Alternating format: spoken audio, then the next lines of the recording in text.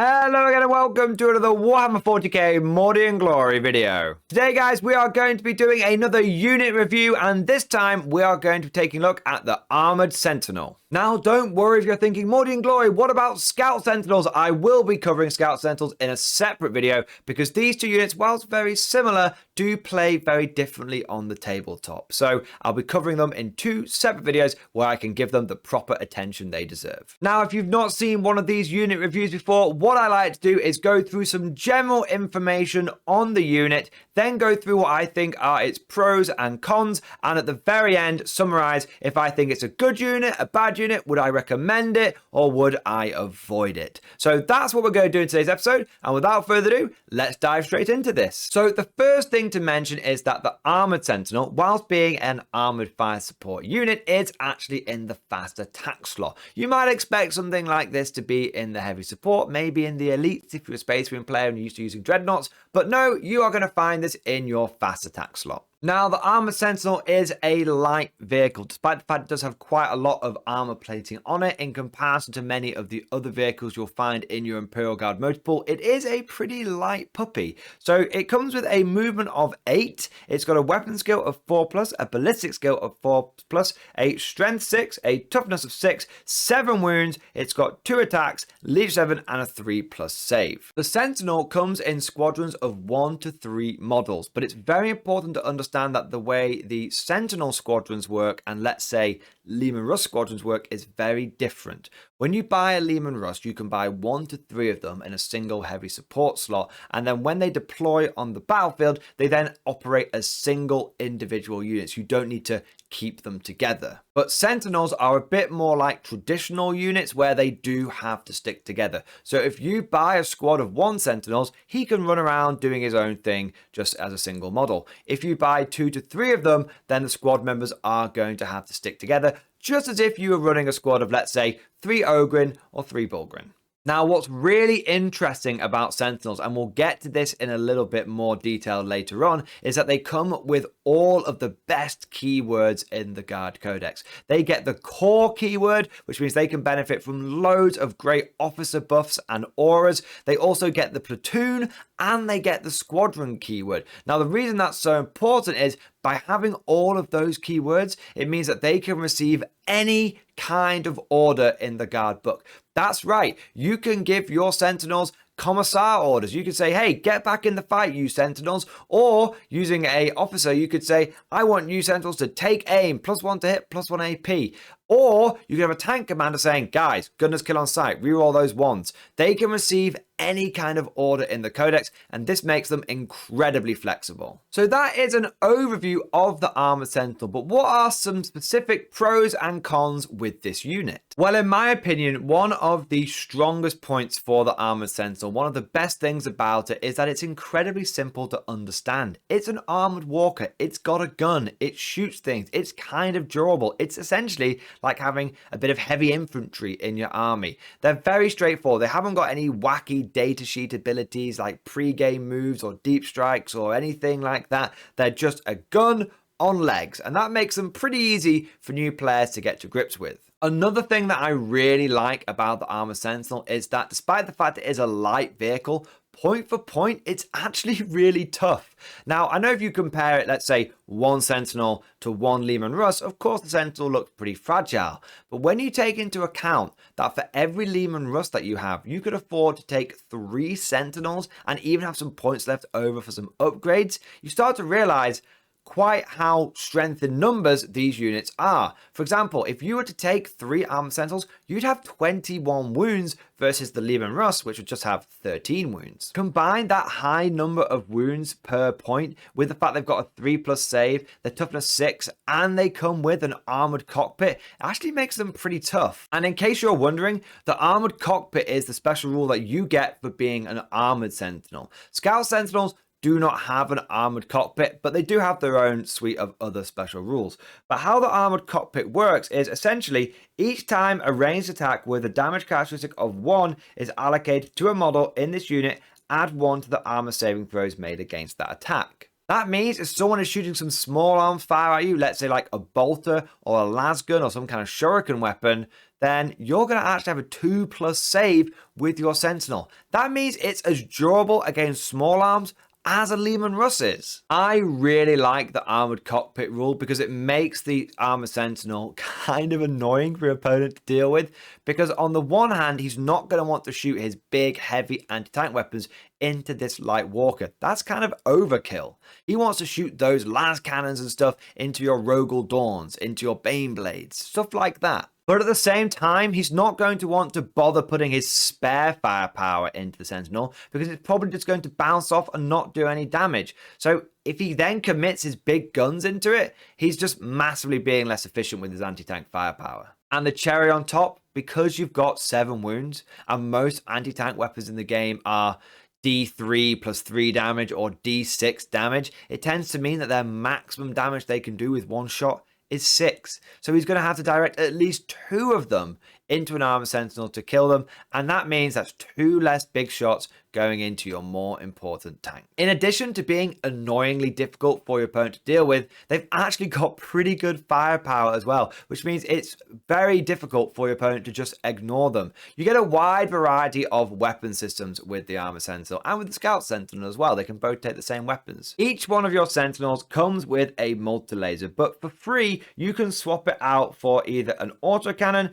a heavy flamer, a lance cannon, a missile launcher, or a plasma cannon. In addition to the standard weapons that you can give them, each Sentinel can be upgraded with a one-shot hunter-killer missile for 5 points. These are quite good to give you an extra boost of firepower for one turn, and you can also give each Sentinel a Sentinel Chainsaw. Now previously, Sentinel Chainsaw was kind of rubbish, but now it's actually pretty good. It's Strength User, which means it's Strength 6. It's AP -2, which means even armed contempt units aren't that happy about getting chopped up by the chainsword, and it's Damage 2.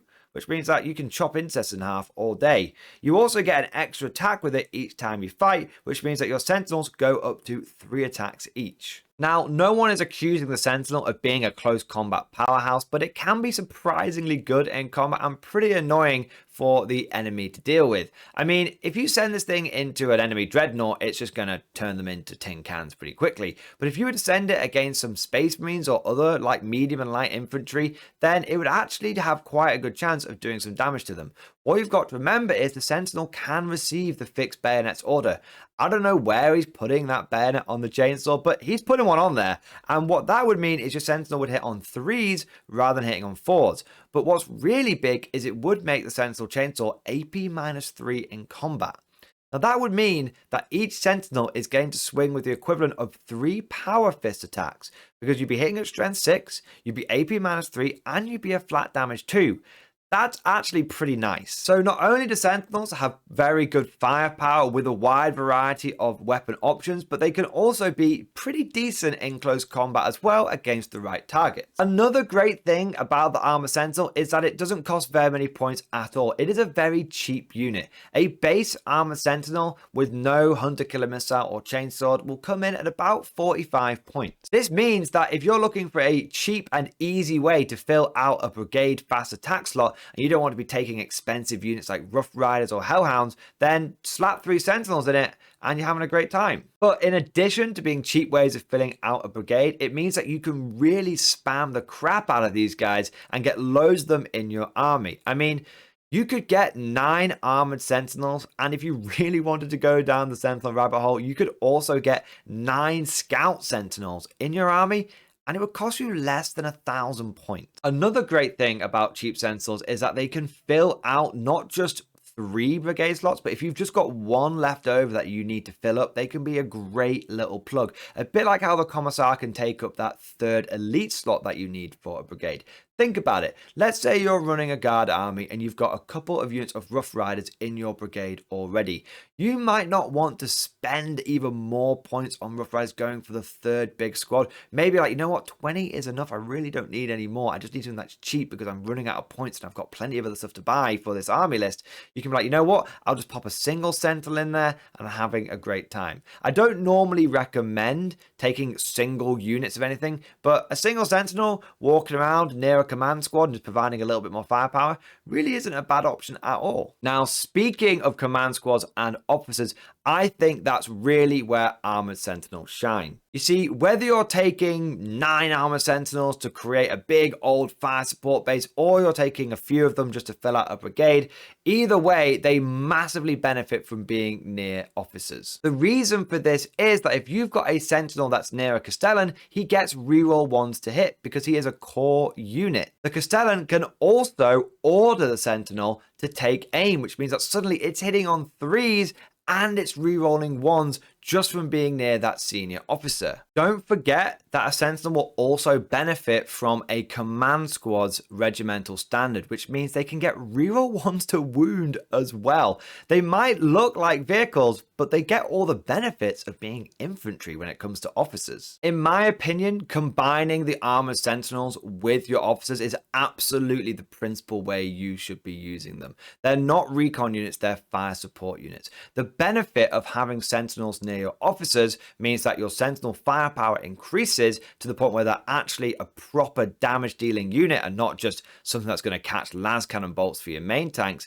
And the benefit to your officers is that each Sentinel provides them with some good character screening and lookout sir. The thing is, guys, I'm not talking about this from a theory point of view. I've actually tried this tactic out on the battlefield. I had a brigade and I just stuck 3 Armoured Sentinels in there because I needed to fill out those slots. Really, I wanted the more infantry. And I just thought, you know what, I'll put them near my officers. They might as well get some benefits.